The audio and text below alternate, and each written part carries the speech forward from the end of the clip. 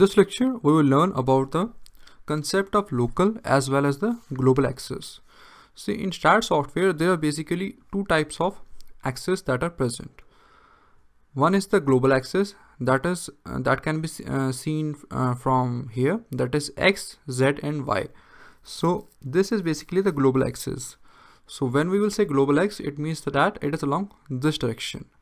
And when we will say global Z, it means that this is along this direction, and vertical is the global Y direction. But what do you mean by the local axis? See, basically each and every member is divided into local axis also. So to see further into this issue, we can select both of these members here and go to view and selected objects only. And now we can enter Shift plus O option on your keyboard. Press Shift and O. So here you can see that there are basically blue axis, green axis as well as red axis. So these are basically the local axis of each and every member. So if we will see the whole structure, here we can see that each and every member has its own local axis also, and which can be same or different from the global axis. So we go to our members under consideration. So here I want to say a point that red is basically the Y axis, blue is basically the X axis, and green is basically the Z axis.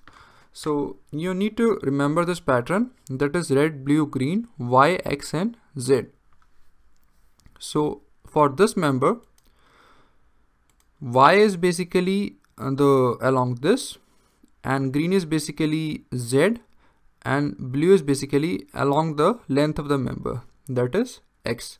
So blue, that is X, this is the torsional axis. Green, that is Z, this is the major axis. Red, that is Y, this is the minor axis. But for this member, that is beam, here you can see that the red one is the Y axis, green one is the Z axis, and blue is the X axis. So I'm repeating the point here, that local as well as the global axis may be same and may be different. And one more thing I like to say here is that here you can see that both greens are pointing in the same direction. So for both of these members, what we can comment on is that the Z axis is local Z axis is along same direction. Similar is the case with the other structural elements also. In addition to that, for bracing also. So here we can see that for bracing also there are particular local axis. So it is like the by default of the software that it will divide each and every member into the local axis. But what is the significance of this local axis? So if we will go to the general load and definition here, when we will start like adding loads, so it will ask us that whether we want to add the loading along the local axis or we want to add the loading along the global axis.